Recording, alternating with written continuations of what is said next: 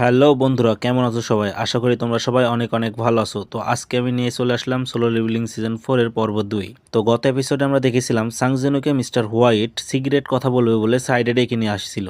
আর এরপরে সে সাংজেনুকে গাড়িতে করে নিয়ে যায় এবং সাংজেনু এখন তাকে জিজ্ঞাসা করে আমরা এখন কোথায় যাচ্ছি। আর এখন মিস্টার হোয়াইট বলে আমরা এখন যাচ্ছি ফেডারেল গিল্ডের অফিসে। আর এরপরে মিস্টার হোয়াইট সাংজেনুকে সবকিছু বলতে শুরু করে। আমেরিকার একটা মিলিটারির বড় পার্ট ক্রিস্টোফার রিডের উপরে নির্ভর ছিল, কিন্তু যেহেতু সে এখন মারা গেছে তাই আমাদেরকে তার জায়গাটা এখন পূরণ করতে হবে। এখন আমাদের তেমন কোনো সমস্যা হচ্ছে না, কিন্তু ক্রিস্টোফারের মৃত্যুর বিষয়ে পাবলিকরা এখনো অত কিছু জানে না। কিন্তু যখন এই সমস্ত নিউজ বিষয়ে সবাই যখন জেনে যাবে তখন আমাদেরই খুব অসুবিধা হয়ে পড়বে। আমাদের একটা হান্টারের দরকার যে কিনা ক্রিস্টোফারের জায়গায় থাকতে পারবে। আর এরপরে সাংজিনু তাকে জিজ্ঞাসা করে তুমি কি আমাকে এর জন্যই ডেকেছো? যার উত্তরে মিস্টার হোয়াইট হ্যাঁ বলে। আর তখন সে এটা বলে তুমি তো জানোই একটা বিস্টের মধ্যে থেকে পাওয়া রিউ স্টোনের মধ্যে সেই বিস্টার মতনই পাওয়ার থাকে। আর তুমি নিশ্চয়ই জানো পৃথিবীর ইতিহাসে সবচেয়ে ভয়ানক একটা মনস্টার হলো দি ড্রাগন কামিশ। আর সেই কামিশের রিউ স্টোন আমাদের কাছেই আছে। আমরা একটা হান্টার খুঁজছি যে কিনা সেই স্টোনটা ডিজার্ভ করে। তাহলে তুমি কি বলো, ডিলটা তোমার কেমন লাগলো? কিন্তু সাংজিনু এখন এই প্রশ্নের উত্তর না দিয়ে তাকে জিজ্ঞাসা করে তুমি যে আমাকে যে ফটোটা দেখালে তুমি এই ফটোটার একটা আগে যাও। এখন কামিশের সেই বডিটার কথা বলে তার পুরো কঙ্কালটা আমেরিকারা রিজার্ভ করে রেখেছে। আর সাংজিনু এখন এটা দেখে বলে এই কঙ্কালটা এখন কোথায় আছে, আমি ওইখানে আগে প্রথম যাব। আর এই সময় মিস্টার হোয়াইট এখন সাংজিনুকে যেমনই না করতে যাবে তখন সাংজিনু তাকে বলে আমি ফেডারেল হান্টার বিরুদ্ধে জন্য কিছু টাইম বের করছি, আমার মনে হয় না তোমার এখানে নিয়ে যেতে খুব বেশি খাটনি হবে। কিন্তু এরপরে মিস্টার হোয়াইট বলে সত্যি কথা বলতে গেলে মিস্টার সাংজিনহু আমি নিজেও জানি না যে এটা কোথায় আছে, আমার কাছে শুধুমাত্র এই ছবিটুকুই আছে। কিন্তু আপনি যদি এটা দেখতেই চান তাহলে আমি পারমিশন নিচ্ছি, আপনি মাত্র কিছুক্ষণ অপেক্ষা করুন। এখন সাংজিনু তাকে বলে যেহেতু অপেক্ষাই করতে হয় তাহলে আমিও তোমার সঙ্গেই যাই। আর এরপরে আমরা দেখতে পাই মিস্টার হোয়াইট চলে যায় হান্টার অ্যাসোসিয়েশন অফ চেয়ারম্যানের কাছে। এখন চেয়ারম্যান তাকে জিজ্ঞাসা করে রিউস্টনের ব্যাপারে সাংজিনু কি বলল। আর যার উত্তরে মিস্টার হোয়াইট বলে সে ব্যাপারে ও কিছুই বলল না। এটা শুনে চেয়ারম্যান তাকে বলে শুধুমাত্র ও কামিশের কঙ্কালটা দেখতে যায় তাই তো, তাহলে আমাকে এই ব্যাপারটা মিস্টার কোনারের সাথে আলোচনা করতে হবে। মিস্টার হোয়াইট এখন সেখান থেকে বেরিয়ে গেলে তখন চেয়ারম্যান সেই লোকটিকে বলে সাংজিনুকে তোমার কেমন মনে হয় আর কেনই সে ওই কঙ্কালটি দেখতে চায়? আর যার উত্তরে সেই লোকটি বলে আমি সঠিক তো বলতে পারবো না, কিন্তু আমি এইটুকু শিওর সাংজিনু শুধুমাত্র ওইটিকে দেখতে চায় না, ও নিশ্চয়ই কিছু না কিছু তো করবেই। সমস্ত হান্টাররা রিউস্টনের মাধ্যমে নতুন স্কিল পায়, কিন্তু সাংজিনু রিউস্টন চাইছেই না। তাহলে সে কামিশের সেই বডিটা দিয়ে হয়তো আরো ভালো কিছু করতে পারবে। তাহলে তাদের মাথায় আসে তাহলে কি সে কামিশের বডি দিয়ে নতুন একটা সোলজার তৈরি করবে? হ্যাঁ, এটা তো হতেই পারে। আর এই কথাটি শুনে চেয়ারম্যান বলে তাই যদিও এরকম কোনো কিছু প্ল্যান করে থাকে তাহলে এটা আমরা একদমই হতে দিব না, একজনের কাছে এত পাওয়ার থাকাও ঠিক না। কিন্তু পাশের সেই লোকটি এখন তাকে বলে যদি আমরা এটা ওকে এখন না দেখাই তাহলে ওর সঙ্গে এখন আমাদের সম্পর্ক অতটাও ভালো থাকবে না। আর যেটা শুনে এখন চেয়ারম্যান তাকে বলে ঠিক আছে, তাহলে আমি ওকে নিয়ে যাচ্ছি কামিশের বডির কাছে, আমিও দেখতে চাই সে এখন কি করতে পারে। আর এখন তারা সাংজিনুকে নিয়ে লিফটের মাধ্যমে নিচের দিকে নামতে থাকে যে এখানে কামিশের বডিটা রিজার্ভ করা আছে। আর চেয়ারম্যান এখন এই সময় তাকে বলে আমার তো তোমার সঙ্গে কিছু কথা বলার ইচ্ছে ছিল, কিন্তু তুমি তো দেখছি আগে এটাই দেখতে চাও, ঠিক আছে চলো। অপরদিকে সাংজিনু এখন এটা ভাবছে তাদের হেডকোয়ার্টারটা এখন এইখানে, যে এখানে কিনা একটা কামিশের বডি রয়েছে। এখন কামিশের ঘরের সামনে গিয়ে সাংজিনু একটা মানা পাওয়ার ফিল করতে পারে। আর সে মনে মনে ভাবতে থাকে 8 বছর পরেও যদি কামিশের বডি থেকে এত পরিমাণের মানা পাওয়ার আসে তাহলে বোঝাই যাচ্ছে প্রথমে তাহলে সে কতখানি পাওয়ারফুল ছিল, আর যখন আমি তাকে আমার শ্যাডো বিস্ট বানাবো তখন সে কত পাওয়ারফুল হবে। আর এরপরে সে দেখতে পায় কামিশের সেই বডিটাকে। এখন চেয়ারম্যান বলে এই কামিশ অনেক বড় বড় হান্টারদেরকে মেরেছে, শুধুমাত্র শেষ পর্যন্ত 5টা হান্টারই একে মারতে পেরেছে, আর যাদেরকে আমরা বলি ন্যাশনাল লেভেলের হান্টার। আর তারা এই জায়গাতেই তাকে মেরেছে। আমরা তারপরে এই জিনিসটাকে এখান থেকে একটুও সরাইনি, শুধুমাত্র এই জায়গাতে এর উপরে আমরা বিল্ডিং বানিয়ে ফেলেছি। আজ পর্যন্ত এই বিল্ডিং এর সমস্ত ইলেকট্রিসিটি কামিশের এই এসি স্টোন দিয়ে আসে। তাহলে মিস্টার সাংজিনু আপনার কি দেখা হয়ে গেছে? কিন্তু সাংজিনু এখন তাকে বলে আপনারা একটু পেছনে সরে যান। আর এরপরে সাংজিনু কামিশের বডিটার কাছে এগিয়ে গিয়ে কামিশের বডিটাকে শুয়ে ফেলে এবং বলে অ্যারাইজ। সে কামিশের শ্যাডো বিস্ট বানানোর চেষ্টা করে, আর প্রথমবারে সে ফেল হয়ে যায়। সে দ্বিতীয়বার আবার চেষ্টা করে, আর দ্বিতীয়বার চেষ্টা করায় সে সফল হয়ে যায়। কামিশের বডি থেকে শ্যাডো বের হয়ে আসে। আর কামিশ এখন বাইরে বেরিয়েই বলে আমাকে কে স্যামান করলো? আপনি, দি মোনার্ক অফ শ্যাডোস। আর অন্যদিকে এখন কামিশকে দেখে পেছনের সব লোকেরাই খুবই চমকে যায়, যাদেরকে দেখে এখন কামিশ ভাবে মানুষ, এরা তো মানুষ, আমাকে তো মানুষদেরকে মারতে হবে। আর এই বলেই সে এত পাওয়ার স্ট্র্যাক করে যে সেইখানকার কাজগুলো ভাঙতে শুরু করে। আর যেটা দেখে চেয়ারম্যান এখন ভাবেন এই কাজটা তো একটা হাই র্যাঙ্কিং হান্টারের মানা পাওয়ার দিয়ে বানানো, তাও এটা কিভাবে ভেঙে যাচ্ছে। আর এরপরে তারা দেখতে পায় কামিশ অ্যাটাক করার জন্য প্রস্তুত হচ্ছে। আর সেই সময় একটা বডিগার্ড চেয়ারম্যানকে বলে কামিশ অ্যাটাক করতে চলেছে। তাহলে বলি, আসলে বিষয় হচ্ছে এখানে যে কামিজ যেটা দিয়ে পুরো মনে করো এই বিল্ডিং কোনো বিজলি মানে আলাদা জায়গা থেকে লাগে না, এই এসি স্টোন দিয়ে পুরো বিল্ডিংয়ের যত কারেন্ট লাগে সবগুলো এসি স্টোন সাপ্লাই দিয়ে থাকে। আর এটাকে মারতে অনেক হান্টার মারা গেছে, এটা হচ্ছে ইউনাইটেড স্টেটসে হয়েছে।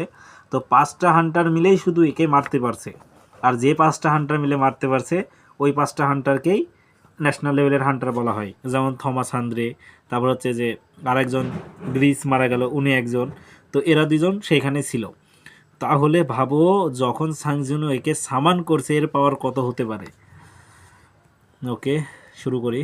আপনি তাড়াতাড়ি এখান থেকে চলে যান, কিন্তু চেয়ারম্যান বলে এখান থেকে গিয়ে কোনো লাভ নেই, কামিজ যদি অ্যাটাক করে তাহলে সবাই এখানে মারা যাবে। আর এই সময় সাংজিনো হঠাৎই বলে, ঠিক আছে থামো, তোমার ঘাড়ের পেছনে যে এসিস স্টোনটা ছিল সেটা অনেক আগেই বের করে নেওয়া হয়েছে, তাই এখন তোমাকে আর রুলারদের কথা শুনতে হবে না। আর এখন বাকিরা এখন সবাই দেখতে পায় সাংজিনো সেই কামিজের সঙ্গে কথা বলছে। তারা বুঝতে পারে না যেটা কিভাবে সম্ভব। তাহলে কি সাংজিনো এই সমস্ত বীজদের কথা জানে? আর অন্যদিকে কামিজ এখন বলে, আমি এখন তাহলে তোমার সার্ভেন্ট, তাই তো? আমি এর আগে ডিমন কিংকে সার্ভ করতাম, আমি তার জন্য সব কাজ করতাম, আর এখন আমি শুধুমাত্রই তোমার, আমি শুধু তোমার হয়ে কাজ করব। আর সাংজিনো এখন এইটা শুনে অবাক হয়, কামিশ এর আগে ড্র্যাগন কিং এর আন্ডারে কাজ করত।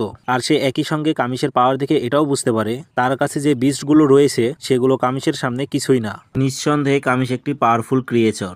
অন্যদিকে কামিশের এখন সাংজিনোর সামনে এমনভাবে লেজ নাড়ানো দেখে সবাই ভাবতে থাকে এত পাওয়ারফুল কামিজ সাংজিনোর সামনে এমনভাবে রয়েছে। অন্যদিকে এখন সাংজিনু ভাবতে থাকে, দি কিং অফ ডেথ মানে মোনার্ক অফ শ্যাডোস, যার পাওয়ার কিনা আমার কাছে আছে। আর আমি দি কিং অফ জায়েন্টকেও দেখলাম, যাকে বলা হয় দি মোনার্ক অফ বিগিনিং। তাহলে এই মোনার্ক অফ ডিস্ট্রাকশন হয়তো অন্য আরেকটি মোনার্ক, ওই নোটা মোনার্কের মধ্যেই এই একটা, যেটা আমাকে সিস্টেম দেখিয়েছিল। আর এই সময় কামিশ হঠাৎ করে সাংজিনুকে বলে, আমাকে ক্ষমা করবেন আমার কিং, কিন্তু এখন আমাকে আপনাকে ছেড়ে যেতে হবে। হয়তো আমাদের দেখা একটু বেশি দেরিতে হয়ে গেছে। কি এমনকি আমার এই শ্যাডো মোনার্কের পাওয়ারও তোমার 8 বছর সেই গ্যাপটাকে পূরণ করতে পারছে না? কিন্তু কামিশ এখন বলে, আমার আর কিচ্ছু করার নেই, আপনাকে যারা সার্ভ করছে আমি তাদের উপর কৃতজ্ঞ। আর আমি আপনাকে এটাও বলে যাই, পুরো পৃথিবীতে 4জন রয়েছে যাদের কাছে রুলারের পাওয়ার রয়েছে, আপনি দয়া করে তাদের থেকে সামলে থাকবেন। আর এই বলতে বলতেই কামিশের শ্যাডো সেখান থেকে চলে যায়। যেহেতু এত বছর আগে কামিশকে মারা হয়েছিল, তাই তার পুরনো সেই বডি থেকে সাংজিনহো শ্যাডো বের করলেও সেটা ধরে রাখা সম্ভব হলো না।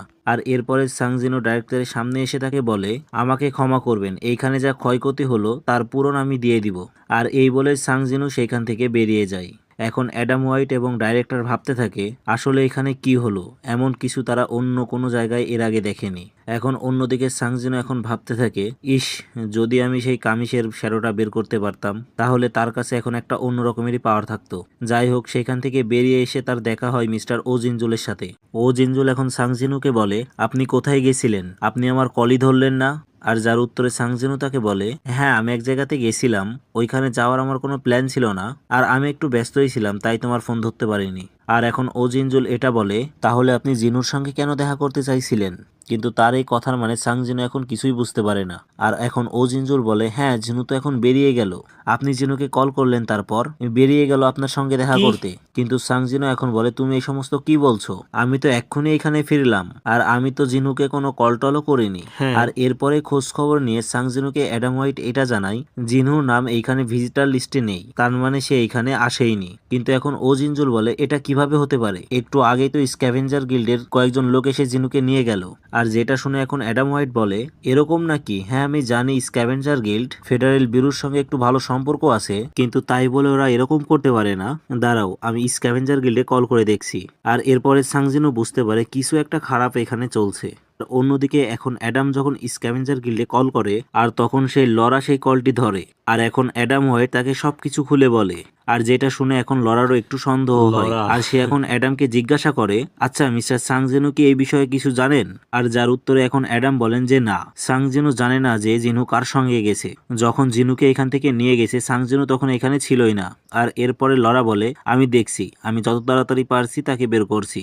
আর এখন অ্যাডামও জানিয়ে দেয় সাংজিনুকে যে চিন্তার কোনো বিষয় নেই, স্ক্যাভেঞ্জার গিল্ড জিনুকে এখানে খুব তাড়াতাড়ি দিয়ে যাবে। কিন্তু এখন অ্যাডাম দেখতে পাই সাংজিনু সেখানে নেই। আর এখন আমরা দেখতে পাই সাংজিনু বাইরে বের হয়ে গেছে। আর সে এখন মনে মনে ভাবতে থাকে এটা আমারই দোষ, এর আগে যখন আমি জিনুর বাবাকে বাঁচালাম তখন আমি জিনুর শ্যাডোটা শ্যাডো এক্সচেঞ্জের জন্য ব্যবহার করেছিলাম, আর তারপর জিনুর কাছে আমি কোনো আমার শ্যাডো দেইনি।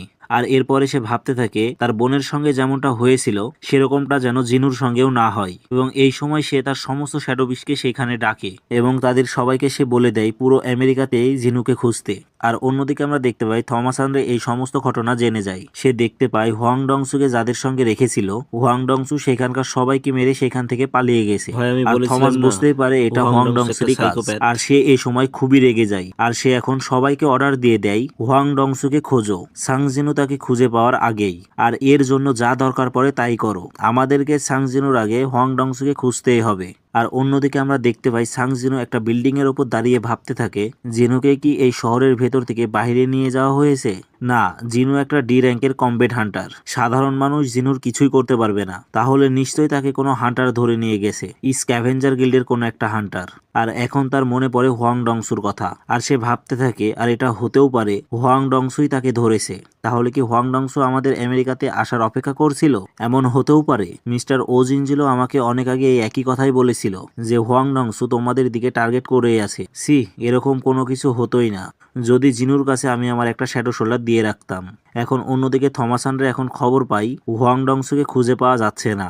আর যেটা শুনে থমাস এখন ভাবতে থাকে ওর কি নিজের লাইফের কোনো গুরুত্বই নেই? হোয়াং ডংসু একটা এস র্যাঙ্কের হান্টার, কিন্তু ওর বোঝা দরকার ওর থেকে সাংজিনুর পাওয়ার কতটা বেশি, কিন্তু এরপরেও সে সাংজিনুর সঙ্গে পাঙ্গা নিচ্ছে। আর এইটা ভেবে যে আমি ওর সাহায্য করব, হয়তো আমি আমার হান্টারদের ওপর একটু বেশি দয়ালু হয়ে গেছি। আর এরপরে থমাস লরাকে ফোন করে, আর এরপরে লরা বলে আমি সমস্ত রকম খবর নিলাম আর আমি জানতে পারলাম একটা জায়গাতে কয়েকবার হোয়াং ডংসু গেছে।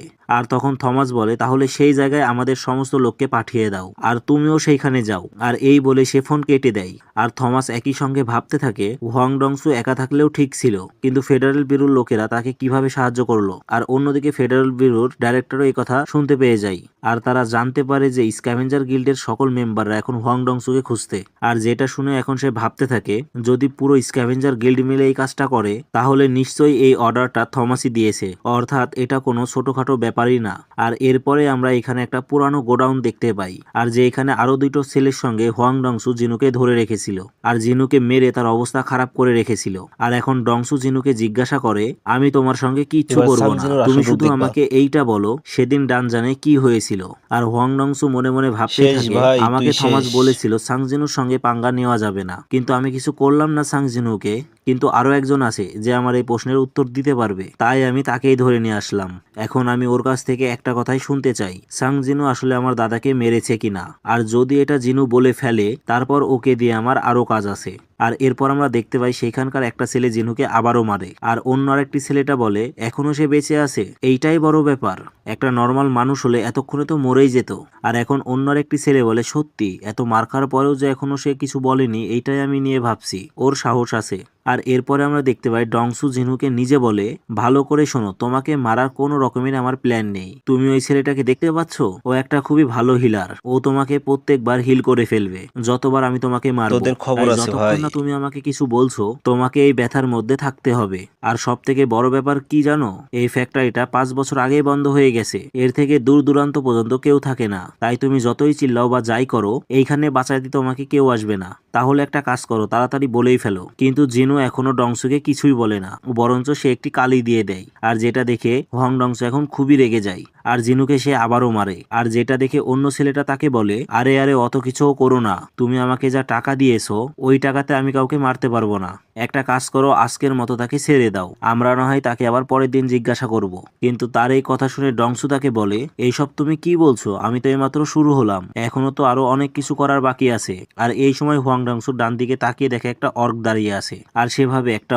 অর্ক এইখানে আশেপাশে কি কোনো ডানজন ব্রেক হয়েছে? আর এই বলেই সেই অর্কটাকে মারার জন্য সে প্রস্তুত হয়। আর অর্কটাও এখন ডংসুকে দেখে খুবই ভয় পেয়ে থাকে। আর আমরা দেখতে পাই ডংসু খুব স্পিড সহকারে সেই অর্কটাকে মারার জন্য তার দিকে এগিয়ে আসে। আর আমরা জানতে পারি সেই অর্কটি হচ্ছে সাংজিনুর একটি শ্যাডো বিস্ট। আর সাংজিনু এই সময় তার এক্সচেঞ্জ স্কিলের ব্যবহার করে। আর অন্যদিকে আমরা এখন দেখতে পাই সাংজিনুর বাড়িতে তার মা ভাবতে থাকে জিনু এখন কি করছে, কেমন আছে কে জানে। আর জিনু বীরুকে তাদের গার্ড হিসেবে রেখে যায়। আর বীরু এখন ভাবতে থাকে আপনি কোনো চিন্তা করবেন না, আমার কিং এর গায়ে যে হাত দিবে আমি তাকে একদম ছেড়ে কথা বলবো না। আর এরপরে সাংজিনুর মা এবং তার বোন সাংজিনুকে টিভিতে দেখতে পাই। আর এই সময় বীরু ও সাংজিনুকে টিভিতে দেখে খুবই খুশি হয়। আর অন্যদিকে আমরা এখন দেখতে পাই সাউথ কোরিয়াতে ফিল্ড গিল্ড একটা রেডে যাচ্ছিল। সেই সময় ফিল্ড গিল্ডের গিল্ডমাস্টার সবাইকে বলে আশেপাশে আজকাল খুবই একটা অ্যাক্সিডেন্ট হচ্ছে, তাই তোমরা একটু ভালো নজর রেখো। আর এই সময় ভাইস গিল্ডমাস্টারের চোখে পড়ে তার গিল্ডমাস্টারের শ্যাডোটা একটু নড়ে উঠেছে। আর সেটা তখন সে ডংসু মানে গিল্ডমাস্টারকেও বলে। আর তখন জংসু বলে তোমাকে না কতবার বলছি যে রেডে আসার আগে তুমি ড্রিঙ্ক করবে না, কিন্তু ভাইস গিল্ডমাস্টার বলে আমি ড্রিঙ্ক করিনি, আমি একদম আমার নিজের চোখে দেখলাম তোমার শ্যাডোটা একটু নড়লো। আর যেটা শুনে এখন ডংসু বলে ঠিক আছে তোমার আজকে ছুটি, যাও। আর অন্যদিকে আমরা দেখতে পাই থমাসানরা একটা গাড়িতে চলে যাচ্ছিল। আর সেই সময় সে গাড়িটাকে থামাতে বলে। আর সে মনে মনে ভাবতে থাকে তাহলে কি সব শুরু হয়েই গেল, তাহলে কি সাংজিনু ডংসুকে খুঁজেই ফেললো। আর এই বলে লাথি মেরে সে তার গাড়ির দরজাটাকে ভেঙে ফেললো। সেইখান থেকে সে বেরিয়ে বলে আমি আগে পৌঁছাচ্ছি, তোমরা আমাকে ফলো করো। আর এরপরে আমরা দেখতে পাই থমাসান রে খুবই স্পিড সহকারে সেইখান থেকে চলে যায়। আর তার যাওয়ার পরেই সেই গাড়িতে থাকা লোকগুলো ভাবতে থাকে থমাসান রে এখন একটা কোনো কিছু উল্টোপাল্টা করবেই, কালকে আবার সব আমাদেরকেই সামলাতে হবে। আর অন্যদিকে এখন আমরা দেখতে পাই হোয়াং ডংসু সেই অর্কটাকে একটা ঘুষি মেরেই ফেলে, কিন্তু সেই সময় সেখানে Oh my সাংজিনু God! চলে আসে আর তাকে পাল্টে একটা ঘুষি মারে। আর ডংসু দূরে ভাই রে ছিটকে গিয়ে ভাই, পড়ে। তো বন্ধুরা আজকের এই কি এপিসোড হলো এটা? এখানেই শেষ। কেমন লাগলো জানিও কমেন্টে। আর যদি ভালো লেগে থাকে তবে লাইক, শেয়ার আর সাবস্ক্রাইব করতে ভুলে যেও না। দেখা হবে পরের এর পর্বে, পরের ততক্ষণ এপিসোডটা পর্যন্ত থাকো সোলো মারাত্মক এবং হবে, স্ট্রং। মারাত্মক। আল্লাহ হাফেজ।